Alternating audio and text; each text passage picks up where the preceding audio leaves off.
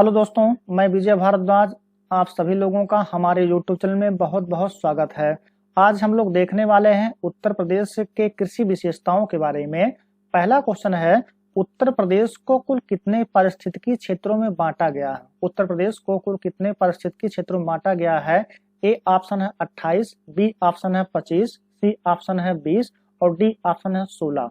इसका आंसर होगा option number सी। उत्तर प्रदेश को कुल 20 पारिस्थितिकी क्षेत्रों में बांटा गया है। अच्छा, अगर बात की जाए कुल कृषि जलवायु क्षेत्रों को कितने भागों में बांटा गया है, तो क्या है, तो कुल कृषि जलवायु क्षेत्र, कृषि जलवायु क्षेत्रों में बांटा गया है उत्तर प्रदेश को, तो इसका आंसर होगा 9।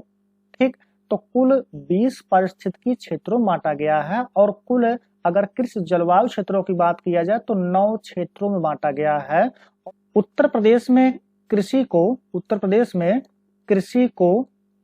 अर्थव्यवस्था का मेरुदंड कहा जाता है। अर्थव्यवस्था का मेरुदंड कहा जाता है। अर्थव्यवस्था का मेरुदंड कहा जाता है। अगर क्वेश्चन आए कि उत्तर प्रदेश को किसी अर्थव्यवस्था का मेरुदंड कहा जाता है, तो कृषि को ही अर्थव्यवस्था का मेरुदंड कहा जाता है। क्यों? क्योंकि उत्तर प्रदेश की जो अर्थव्यवस्था है या कृषि पर अधिक मात्रा पर निर्भर है, इसलिए उत्तर प्रदेश में प्रमुख व्यवसाय जो है, उत्तर प्रदेश में जो प्रमुख व्यवसाय है, उत्तर प्रदेश में प्रमुख व्यवसाय या क्या है, तो यह कृषि है। ठीक, तो कितने क्वेश्चन यहाँ से मिलेंगे आपको? पहला, उत्तर प्रदेश को कितने पारिस्थितिकी क्षेत्रों में बांटा गया, तो 20 क्षेत्रों में बांटा गया है। कुल कृषि जलवायु क्षेत्रों की संख्या है उत्तर प्रदेश में कितनी, तो 9 है। और कृषि को अर्थव्यवस्था का मेरुदंड कहा जाता है क्योंकि यह है उत्तर प्रदेश का प्रमुख जो व्यवसाय है वह क्या है, कृषि है। तो इस क्वेश्चन के अनुसार ऑप्शन नंबर सी सही होगा। अगला क्वेश्चन है, उत्तर प्रदेश की सबसे महत्वपूर्ण नकदी फसल है। उत्तर प्रदेश की सबसे महत्वपूर्ण नकदी फसल है। इसमें ऑप्शन पहला है आलू, दूसरा है गन्ना, तीसरा है गेहूं और चौथा है दलहन। तो अगर बात करें इस क्वेश्चन का आंसर होगा ऑप्शन नंबर बी। गन्ना उत्तर प्रदेश की सबसे महत्वपूर्ण नकदी फसल है। ठीक, उत्तर प्रदेश की सबसे महत्वपूर्ण नकदी फसल है, तो इस क्वेश्चन का आंसर होगा ऑप्शन नंबर बी।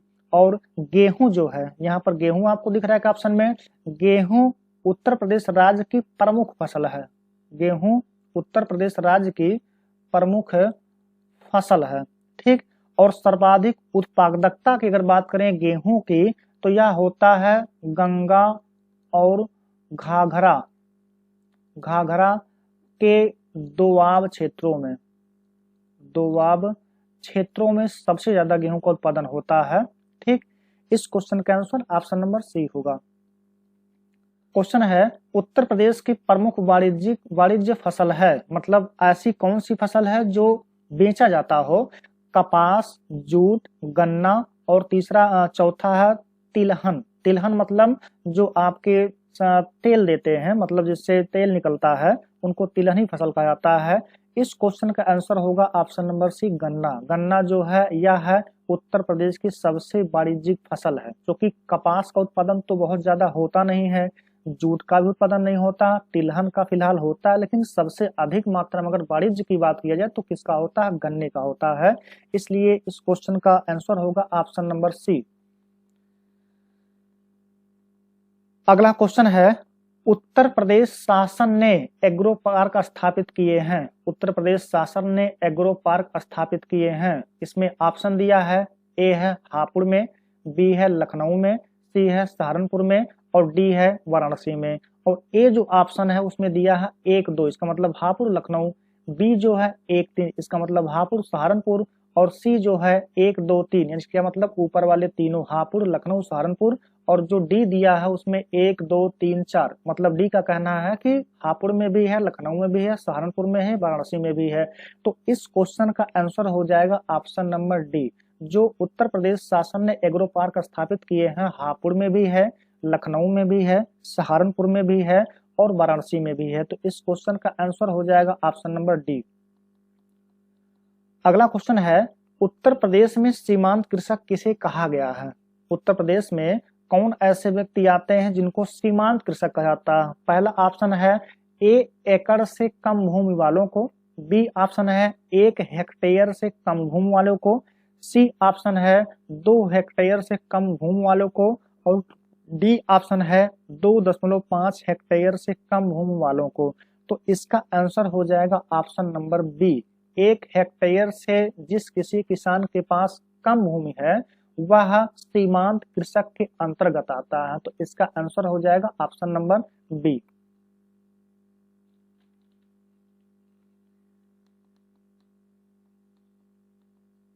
अगला क्वेश्चन है, आंवले का सर्वाधिक उत्पादन करने वाला जिला कौन सा है? मतलब उत्तर प्रदेश में जो 75 जिले हैं उसमें सबसे अधिक ऐसा कौन सा जिला है जिसमें आंवले का उत्पादन होता है? ए ऑप्शन है जौनपुर, बी ऑप्शन है प्रतापगढ़, सी ऑप्शन है रायबरेली, और डी ऑप्शन है सुल्तानपुर। तो इसका आंसर हो जाएगा option number B, Pratapgarh. Pratapgarh में सबसे अधिक मात्रा में आंवले का उत्पादन होता है। अगला क्वेश्चन है, भारतीय चारागाह एवं चारा अनुसंधान संस्थान स्थित है? भारतीय चारागाह एवं चारा अनुसंधान संस्थान स्थित है। ऑप्शन नंबर ए बहराइच में, बी है रांची में, सी है झांसी में, और डी है पटना में। तो इस क्वेश्चन का आंसर हो जाएगा ऑप्शन नंबर सी, झांसी। क्यों? क्योंकि अगर हम बात करें बुंदेलखंड के पठार की, बुंदेलखंड के पठार की, तो इस पठारी भाग में गर्मी के मौसम में चरवाहों के लिए समस्या होती है, क्योंकि सब चीजें सूख जाती हैं और जो चारागाह होते हैं, कहने का मतलब जो चरने वाले आपके पौधे होते हैं, अगर पशुओं को नहीं मिलेगा तो उनके लिए समस्या होगी। इसके लिए यानी इस पशुओं को चारागाहों की समस्या यानी चारे की समस्या को दूर करने के लिए झांसी में भारतीय चारागाह एवं चारा अनुसंधान संस्थान बनाया गया है। इस क्वेश्चन का आंसर हो जाएगा ऑप्शन नंबर सी। अगला क्वेश्चन है, उत्तर प्रदेश में किसान बही योजना लागू की गई थी? उत्तर प्रदेश में किसान बही योजना लागू की गई थी। तो इसमें पहला ऑप्शन है ए 1970 में, बी ऑप्शन है 1975 में, सी ऑप्शन है 1990 में, और डी ऑप्शन है 1992 में। तो इस क्वेश्चन का आंसर होगा ऑप्शन नंबर डी, 1992 में। और इसका जो उद्देश्य था इसे किसान बही योजना लागू करने का, इसका मुख्य उद्देश्य यही था कि किसानों को उनको जोतों की जानकारी कराना, किसानों को उनकी जोतों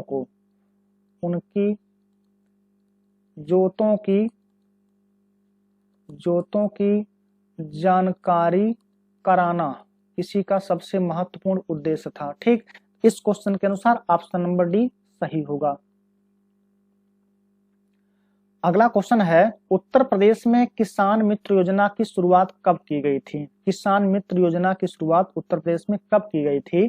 पहला ऑप्शन है 18 जून 2004 में, बी ऑप्शन है 18 जून 2003 में, सी ऑप्शन है 18 जून 2002 में, और डी ऑप्शन है 18 जून 2001 में। ठीक, तो इसके आंसर की अगर हम बात करें तो इसका आंसर होगा ऑप्शन नंबर डी, 18 जून 2001 में किसान मित्र योजना की शुरुआत की गई थी। और यह किसानों को सभी तरह की जानकारियां उपलब्ध कराना, मतलब कृषि से संबंधित और उनके खेतों से जोतों से संबंधित जो जानकारियां थी उसको उपलब्ध कराने के लिए किसान मित्र योजना की शुरुआत की गई थी। और यह योजना 18 जून 2001 में शुरू किया गया था। इस क्वेश्चन के अनुसार ऑप्शन नंबर डी सही होगा। अगला क्वेश्चन है, भारतवर्ष में प्रथम कृषि विश्वविद्यालय की स्थापना की गई थी? पहला है जबलपुर में, दूसरा है कानपुर में, तीसरा है फैजाबाद में, और चौथा है पंतनगर में। तो इस क्वेश्चन का आंसर होगा option number D, Pantnagar. Pantnagar में सबसे पहले स्थापना की गई थी प्रथम कृषि विश्वविद्यालय की, और ये सन था 17 नवंबर 1960 का। 17 नवंबर 1960 को प्रथम कृषि विद्यालय की स्थापना पंतनगर में की गई थी। लेकिन जब 1960 में पंतनगर में स्थापना की गई थी उस समय यह जो पंतनगर था वो पड़ता था यूपी में, और अगर हम वर्तमान की बात करें तो ये पड़ेगा उत्तराखंड में, उत्तराखंड में पड़ेगा। इस क्वेश्चन के अनुसार ऑप्शन नंबर डी सही होगा। अगला क्वेश्चन है, लाल मिट्टियां पाई जाती है, मतलब उत्तर प्रदेश के किन किन जगहों पर लाल मिट्टियां पाई जाती हैं, यही इसमें क्वेश्चन आया हुआ है। उत्तर प्रदेश में कहाँ कहाँ लाल मिट्टियां पाई जाती हैं? तो इसमें पहला ऑप्शन है आगरा मथुरा में, दूसरा ऑप्शन है एटा मैनपुरी में, सी ऑप्शन है सीतापुर बाराबंकी में, और डी ऑप्शन है मिर्जापुर झांसी में। ठीक, तो इसका आंसर हो जाएगा option number D, Mirzapur Jhansi. और कहाँ कहाँ पाई जाती है? मिर्जापुर झांसी हो गया, और इलाहाबाद, इलाहाबाद वर्तमान में प्रयागराज है, इलाहाबाद, सोनभद्र में भी पाई जाती है, सोनभद्र में, और चंदौली, चंदौली में भी पाई जाती है। ठीक, अन्य जो काली मिट्टी है वह कहाँ कहाँ पाई जाती है? जो काली मिट्टी है, क्योंकि इससे भी हमेशा क्वेश्चन आता है, काली मिट्टी की बात किया जाती है जालौन, जिले का नाम है जालौन, जालौन में पाई जाती है। ललितपुर, ललितपुर में भी पाई जाती है। हमीरपुर, हमीरपुर में भी यह मिट्टी पाई जाती है। और पश्चिमी उत्तर प्रदेश में कुछ स्थानों पर, पश्चिमी उत्तर प्रदेश में भी, पश्चिमी उत्तर प्रदेश में भी यह मिट्टी पाई जाती है। अगर जलोढ़ मृदा की बात किया जाए, जलोढ़ मृदा, जलोढ़ मृदा क्या होती है? तो नदियों के द्वारा जमा की गई मिट्टी जो होती है उसी को जलोढ़ मृदा कहा जाता है। और यह जो जलोढ़ मृदा है यह कहाँ पाया जाता है? तो गंगा यमुना के दोआब में, गंगा यमुना, यमुना के दोआब में, दोआब मतलब होता है दो नदियों के बीच के क्षेत्र को कहते हैं दोआब। तो इस क्वेश्चन के अनुसार ऑप्शन नंबर डी सही होगा। अगला क्वेश्चन है, निम्न में से कौन सी फसल चक्र पूर्वी उत्तर प्रदेश के लिए सर्वाधिक उपयुक्त है? ठीक, निम्न में से कौन सा फसल चक्र पूर्वी उत्तर प्रदेश के लिए सर्वाधिक उपयुक्त है? इसका मतलब फसल चक्र क्या होता है? एक ही जमीन के टुकड़े पर अलग अलग फसलों को उगाना फसल चक्र कहलाता है। मतलब एक, मतलब धान अगर बोया जाए, धान के बाद को दूसरा बोया जाए, फिर गेहूं बोया जाए, फिर दूसरा बोया जाए, मतलब एक ही खेत पर अलग अलग फसलों का उगाना कहलाता है फसल चक्र। ठीक, तो क्वेश्चन क्या आया है, निम्न में कौन सा फसल चक्र पूर्वी उत्तर प्रदेश के लिए सर्वाधिक उपयुक्त है? इसमें सबसे पहला है धान मक्का गेहूं, मतलब पहले धान बोया जाए, फिर मक्का बोया जाए, फिर गेहूं बोया जाए। बी दिया है मक्का आलू गेहूं, सी दिया है मक्का तोरई गेहूं, और डी दिया है कपास गेहूं मूंग। तो इस क्वेश्चन का आंसर हो जाएगा ऑप्शन नंबर ए, मतलब सबसे पहले धान बोया जाए, फिर उस पे मक्का बोया जाए, और फिर उसमें बोया जाए गेहूं। तो यहाँ जो फसल चक्र है, फसल चक्र को अपनाने से जो मिट्टी की उर्वरा शक्ति होती है इसमें अधिक मात्रा में ह्रास नहीं होता है, जिसकी वजह से फसलें अच्छी होती हैं। तो इसका आंसर हो जाएगा ऑप्शन नंबर ए। अगला क्वेश्चन है, उत्तर प्रदेश अग्रणी उत्पादक है, मतलब उत्तर प्रदेश में कौन सा उत्पादन सबसे ज्यादा होता है? पहला है गेहूं गन्ना आलू, ठीक, बी है गेहूं आलू मूंगफली, सी है आलू गन्ना चावल, और डी है कपास गन्ना आलू। तो इस क्वेश्चन का आंसर हो जाएगा ऑप्शन नंबर ए। इसका मतलब उत्तर प्रदेश में सबसे ज्यादा जो फसल की उगाही होती है वह होता है गेहूं का। ठीक, तो गेहूं हो गया, गन्ना हो गया, आलू हो गया, यह उत्तर प्रदेश में अग्रणी उत्पादक है, कह सकते हैं आपके खाद्य पदार्थ हैं। तो इस क्वेश्चन के अनुसार ऑप्शन नंबर ए सही होगा। अगला क्वेश्चन है, प्रदेश में अवनालिका अपर्दन से सबसे अधिक प्रभावी जिला है, मतलब ऐसा कौन सा जिला जो अवनालिका अपर्दन से प्रभावित हो? अवनालिका अपर्दन क्या होता है? तो नदियों के द्वारा, या कह सकते हैं पानी के द्वारा, जो स्थल की मिट्टी है वो काट के दूसरे जगह ले जाके जमा कर देना या नदी में बहा देना, जिससे बहुत गहरी गहरी खाइयों जैसी या यू आकार वी आकार की घाटियों जैसी मिट्टी की संरचना बन जाती है, तो उसको कहते हैं अवनालिका अपर्दन, है ना। जैसे आप चंबल घाटी का बीहड़ देखेंगे तो इसमें क्वेश्चन क्या आया है, प्रदेश में अवनालिका अपर्दन से सबसे अधिक प्रभावित जिला कौन सा है? तो पिछले वीडियो में आपको बताया गया था जो चंबल नदी है यह अपर्दन, मतलब अवनालिका अपर्दन के लिए सबसे ज्यादा महत्वपूर्ण मानी जाती है। कौन सी नदी, तो चंबल नदी है ना। तो यही जो चंबल नदी है ये मध्य प्रदेश से राजस्थान, राजस्थान से फिर उत्तर प्रदेश में प्रवेश करती है और उत्तर प्रदेश में यह इटावा में जाके मिलती है। इससे तो यमुना नदी से, यमुना नदी से इटावा में जाके मिल जाती है और यही क्या करती है, तो इटावा में चंबल नदी बहुत ज्यादा अवनालिका अपरदन से अवनालिका अपरदन करती है। तो इस क्वेश्चन का आंसर हो जाएगा option number C, Etawah. Etawah में सबसे अधिक प्रभावित है अवनालिका अपरदन किस नदी के द्वारा, तो नदी का नाम है चंबल नदी। ठीक, अगला क्वेश्चन है क्षेत्रफल की दृष्टि से निम्न में सर्वाधिक बाढ़ प्रभावित क्षेत्र है। क्षेत्रफल की दृष्टि से निम्न में सर्वाधिक बाढ़ प्रभावित क्षेत्र है। पूर्वी क्षेत्र, बुंदेलखंड, मध्य क्षेत्र और कौन सा, पश्चिमी क्षेत्र। तो इसका आंसर हो जाएगा ऑप्शन नंबर डी, पश्चिमी क्षेत्र सबसे अधिक बाढ़ से प्रभावित क्षेत्र है। ठीक, अगला क्वेश्चन है प्रदेश में वायु अपरदन से सर्वाधिक प्रभावित क्षेत्र है। आपकी क्या पूछा, आपकी पूछा वायु मृदा अपरदन से प्रभावित क्षेत्र है ना। प्रदेश में वायु मृदा अपरदन से सर्वाधिक प्रभावित क्षेत्र है पश्चिमी क्षेत्र, पूर्वी क्षेत्र, उत्तरी क्षेत्र, दक्षिणी क्षेत्र। तो इस क्वेश्चन का आंसर हो जाएगा ऑप्शन नंबर ए, पश्चिमी क्षेत्र। इसमें भी पश्चिमी क्षेत्र सबसे ज्यादा प्रभावित क्षेत्र है, इसलिए तो वायु मृदा अपरदन से। ठीक दोस्तों, अगर आपको वीडियो पसंद आता हो तो वीडियो को लाइक कीजिए, शेयर कीजिए और चैनल को सब्सक्राइब करना ना भूलें।